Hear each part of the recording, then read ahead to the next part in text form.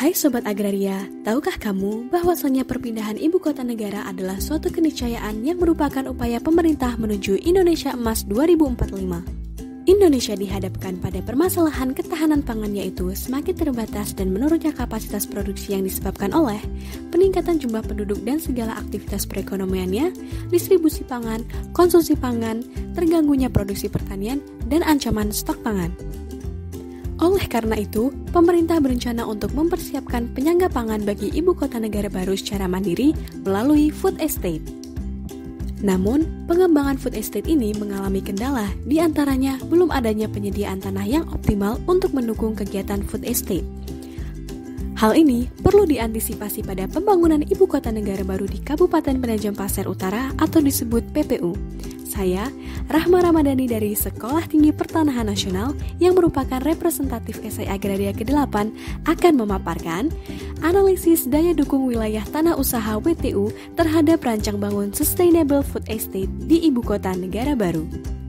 Ibu Kota Negara Baru terletak di Kabupaten Penajam Pasir Utara yang berada di Provinsi Kalimantan Timur dengan luas daratan dan perairan sebesar 324.331 hektar. Dengan adanya konsep Green Forest yang dicanangkan di Ibu Kota Negara Baru, selaras dengan wilayah tanah usaha yang merupakan analisis persediaan tanah untuk berbagai jenis penggunaan tanah yang difokuskan pada tanah-tanah di pedesaan yang digunakan masyarakat di bidang usaha pertanian. Tentunya, ini sejalan dengan food estate sebagai program strategis nasional yang dilakukan pemerintah untuk Provinsi Kalimantan Timur seluas 10.000 hektar. Adanya food estate ini memiliki dampak baik untuk pertumbuhan kesejahteraan masyarakat, pemerataan pembangunan, kesempatan berusaha dan lapangan kerja, serta peningkatan ekonomi wilayah. Tentunya WTU memberikan solusi menguntungkan multisektor dan multidimensi berjangka panjang sebagai daya dukung Green Forest dan kota berwawasan lingkungan yang menjadi konsep ibu kota negara baru. Terdapat 4 data yang digunakan yaitu kemiringan, ketinggian, rencana tata ruang wilayah Kabupaten Penajam Pasir Utara, dan penggunaan tanah di Kabupaten Penajam Pasir Utara. Acuan klasifikasi WTU menjadi studi literatur dan permodelan spasial sebagai tindak lanjut dalam penentuan lokasi. WTU terbatas dengan kelerengan 0 hingga 3% dan ketinggian 0 hingga 7 meter untuk rawa, tambak ikan, dan sawah.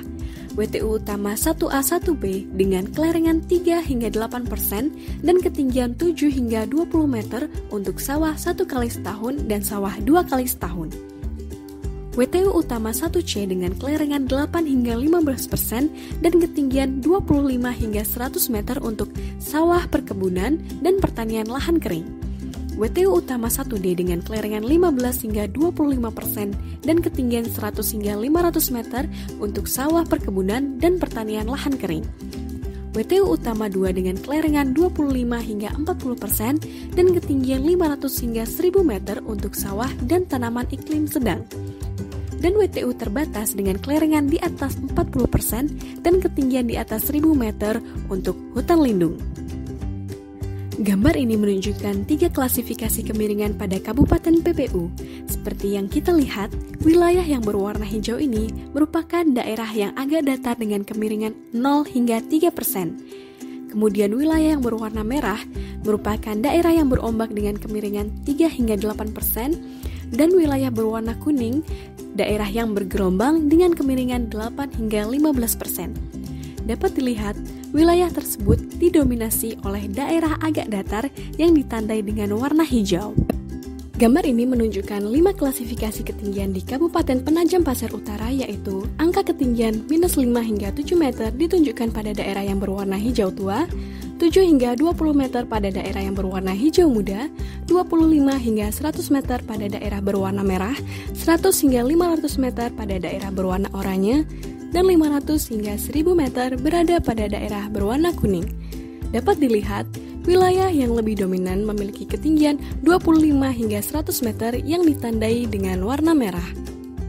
Gambar ini menunjukkan pola ruang RT RW Kabupaten PPU tahun 2011 hingga 2031 yang cocok dengan konsep WTU, sehingga didapatkan 5 pola ruang yaitu daerah berwarna merah untuk perikanan, hijau muda untuk perkebunan, kuning untuk pemukiman pedesaan, oranye untuk peternakan, dan hijau tua untuk sawah. dapat dilihat wilayah yang cocok dengan konsep WTU didominasikan untuk perkebunan yang ditandai dengan warna hijau muda. Gambar ini menunjukkan 4 penggunaan tanah di Kabupaten PPU yang cocok dengan konsep WTU, yaitu daerah berwarna hijau tua untuk kebun campuran, hijau muda perkebunan, oranye untuk tegalan atau ladang, dan merah untuk persawahan. Dapat dilihat, penggunaan di wilayah ini lebih condong ke tegalan atau ladang yang ditandai dengan warna oranye. Dilakukan pengujian data menggunakan metode Ordinary Least Square untuk mengetahui statistik spasial dan mendapatkan nilai R-square sebesar 0,670 yang menunjukkan hubungan kuat antar variabel yang digunakan. Selanjutnya dilakukan metode Moran's Index untuk mengetahui autokorelasi spasial dan didapatkan nilai sebesar 0,057 yang memiliki autokorelasi spasial positif serta nilai Z-score sebesar 23,101 dan p-value sebesar 0,000 yang menunjukkan confidence level sebesar 99%. Berdasarkan hasil analisis, terdapat 5 klasifikasi WTU di Kabupaten Penajam Pasir Utara, yaitu terbatas, utama 2, utama 1D, utama 1C, serta utama 1A dan B. Dilakukan scoring dan pembobotan untuk mendapatkan hasil yang lebih tepat. Hasilnya dari 5 klasifikasi tersebut tidak dapat mencerminkan keberagaman country context di Kabupaten PPU, sehingga terdapat 12 klasifikasi berdasarkan nilai scoring dan pembobotan, serta penentuan WTU tetap beracuan pada 5 kategori tersebut.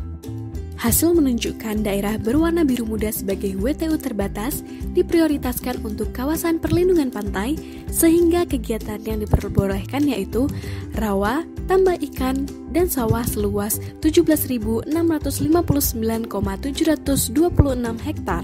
Daerah berwarna ungu sebagai WTU utama 2 direkomendasikan untuk sawah dan tanaman iklim sedang seluas 13.472 hektar. Daerah berwarna oranye sebagai WTU utama 1D dan WTU utama 1C direkomendasikan untuk sawah, perkebunan, dan pertanian lahan kering seluas 20.866,423 hektar. Dan daerah berwarna hijau muda sebagai WTU utama 1A dan B direkomendasikan untuk persawahan seluas 1069,420 hektar. Optimalisasi penggunaan tanah existing perlu dilakukan untuk menentukan area yang optimal dan kurang optimal terhadap ketentuan WTU. Untuk WTU terbatas yang diperuntukkan rawa, tambak, ikan, dan sawah memiliki 1 penggunaan tanah yang optimal yaitu persawahan, dan 3 kurang optimal yaitu kebun campuran, perkebunan, dan tegalan atau ladang. Untuk WTU utama 2 yang diperuntukkan sawah dan tanaman iklim sedang sudah sesuai seluruhnya dengan penggunaan tanahnya. Untuk WTU utama 1D yang diperuntukkan untuk sawah, perkebunan, dan pertanian lahan kering sudah sesuai seluruhnya dengan penggunaan tanahnya. Untuk WTU utama 1C yang diperuntukkan untuk sawah, perkebunan, dan pertanian lahan kering sudah sesuai dengan penggunaannya. Untuk WTU utama 1A dan B yang diperuntukkan sawah memiliki 1 penggunaan tanah yang optimal yaitu persawahan dan 3 kurang optimal yaitu kebun campuran, perkebunan, dan tegalan atau ladang. Gambar ini menunjukkan area berwarna biru sebagai wilayah yang sudah optimal seluas 29.028,872 hektar atau sekitar 73,29% dan area berwarna kuning sebagai wilayah kurang optimal seluas 10.580,168 hektar atau sekitar 26,71%. Kesimpulannya, konsepsi wilayah tanah usaha WTU dapat dijadikan solusi terhadap implementasi penggunaan tanah secara seimbang, lestari, dan optimal menuju pemahaman eksosentris sebagai daya dukung IKN baru di Kabupaten Penajam Pasir Utara, Provinsi Kalimantan Timur. Khusus pada area kurang optimal, perlu dilakukan analisis lebih lanjut melalui upaya alternatif dalam pengembangan wilayah terhadap penggunaan tanah yang tidak sesuai dengan pola ruang wilayah dan menjadi perhatian pemerintah dalam mendukung seluruh potensi wilayah di Kabupaten Penajam Pasir Utara dalam bidang pertanian. Demikianlah penjelasan konsep wilayah tanah usaha ini. Terima kasih.